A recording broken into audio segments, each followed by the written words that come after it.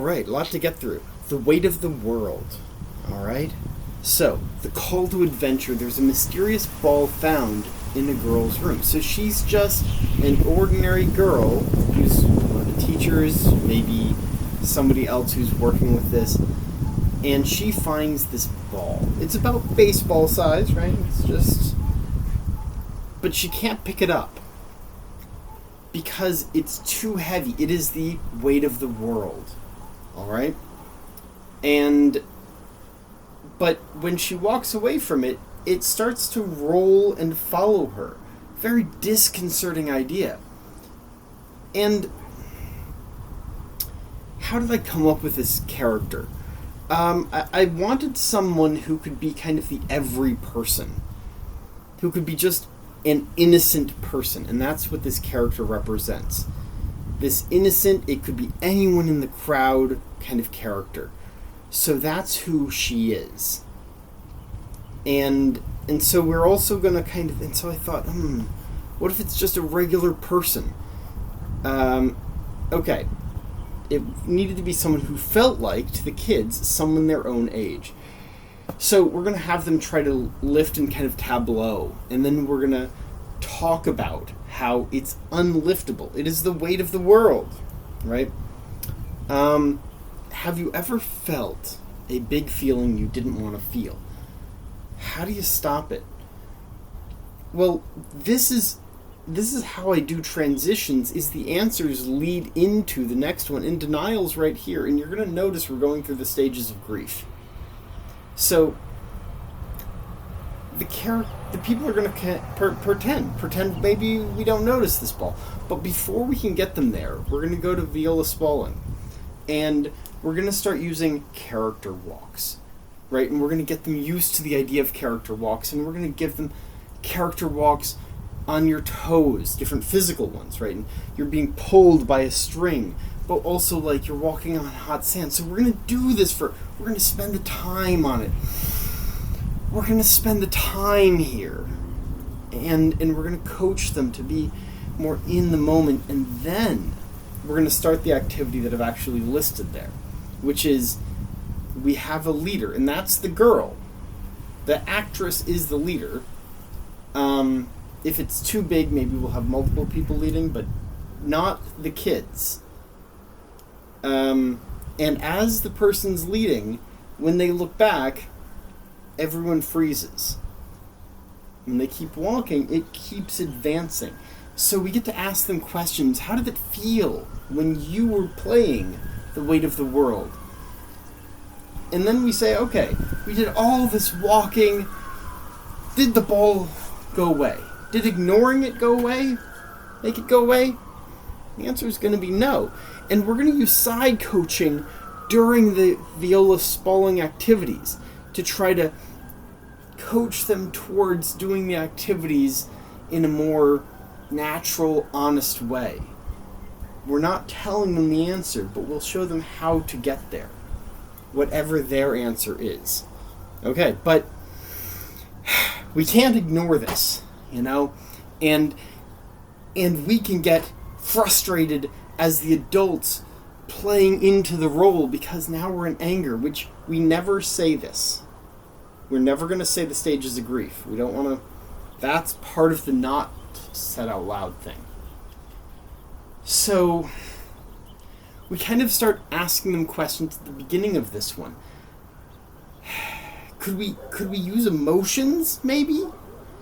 I mean, if the ball doesn't feel wanted, how can we make it go away? Kids are going to come up with 100 different answers, and we're going to have them try all of them. Maybe they just need to scream at it. Maybe someone draws a picture of something the ball might want to make it go the other way. Draws a picture of the girl. But what happens is, as they start getting emotional, any emotion, not just anger, the ball grows. And we say, everyone, the ball is expanding. But, nope, it still weighs the same amount. It still weighs the weight of the world, but it's just a little bigger. So the story pulls us in. How I plan to introduce the story then, from this one little incident, it continues. But where are we? I mean, I liked that in The Torn Cloth of Dreams, right? They introduced it in the library. I think you could do this in a classroom to start. And maybe you even start with individual classrooms and do this over multiple sessions and just kind of allow it to get to a certain point and come back to it. And each time you come back with a larger group, like maybe the first time it is just the introduction in the classroom, and you give them time to explore these feelings. And then, but eventually you have several classrooms meeting together in a large joint space where they have true freedom. So, you gotta ask them here though. The ball grows as you add emotions. Do we want it to grow? And it's a real question, so you have to allow either answer. Which means, and see how this leads into the next one, bargaining. Which, again, not going to say that, but we're going to have a mixture of ideas. If they said that they want, generally they agree that the ball should be bigger, then how do we make it bigger? By adding emotions. Well, how do you do that? Do we draw things? Do we yell at it? Do we sing to it? Okay, no, we want it to shrink. Okay, well then think of it as a different part of a flowchart. How do we subtract emotions? But these kids, they're a little young. They probably won't think of a Vulcan logic thing going on. So they'll think of the opposite of one emotion as another emotion, and they'll still make it grow. So it's growing bigger, but it still weighs the weight of the world. So why, I think this is a good time to ask the big question, why is this central challenge good as a safe vehicle for the entire conversation of grief? It's such a heavy topic. Heavy like the weight of the world. The analogy works because it's not literal.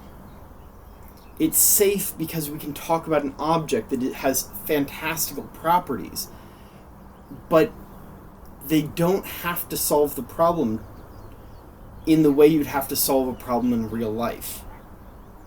That's one reason I like it. Also, it is a mystery. So it's a mystery that needs to be solved. But if it's not, it won't impact their life. It's not like trying to figure out how to stop bleeding.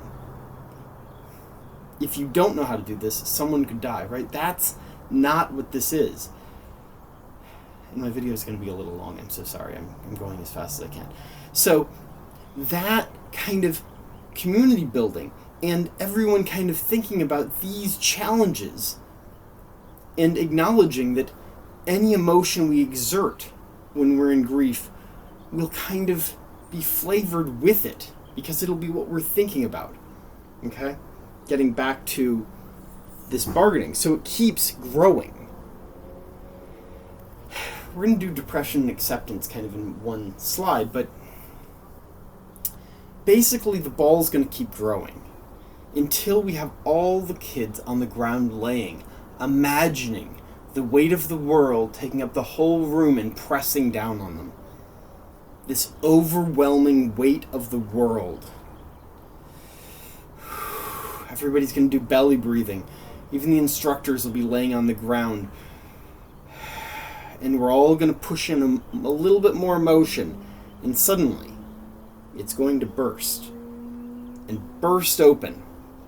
And as it does, all the emotions that were stuck inside of it, from joy to sadness, it's all going to saturate our students. They're going to feel all the emotions, but they'll be free to get up and explore that feeling. The feelings aren't gone. We've just accepted them. That's what's happening here. The air is, as I put here, the air is thick with feelings. All right, I've got to get to my conclusion slide. All right. So I wanted to hit 3 big social emotional learning kind of ideas. Grief is not a single emotion. It is a series of emotions, which I've been trying to show. So identifying one's emotions is a key to self-regulation, according to Cassile. And how can you identify emotions if you think of grief as an emotion, you're still being too vague. That could be anger. Think about how much more valuable if the kid is like, I'm just mad right now. That self-regulation is incredible because the kid is that aware of identification. Okay.